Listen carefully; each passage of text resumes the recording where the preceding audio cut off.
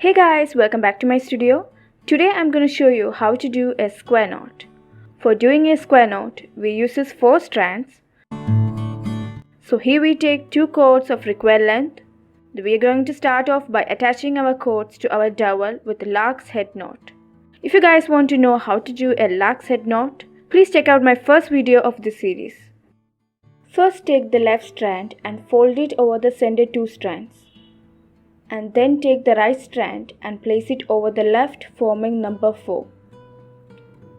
Now take the right strand behind the center 2 and up through the loop made by the left strand. Then pull it to tighten the knot.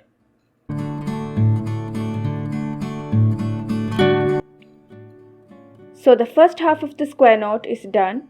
Now we repeat the same process on the other side. So this time we start with the right strand, fold it over the center 2 and then take the left strand and place it over the right strand, forming a reverse of number 4. Now take the left strand behind the center 2 and up through the loop made by the right strand and pull it to tighten the knot. So that is the macrame square knot. You can use this knot for all kind of projects like wall hangings, plant hangers, accessories, table mats, etc.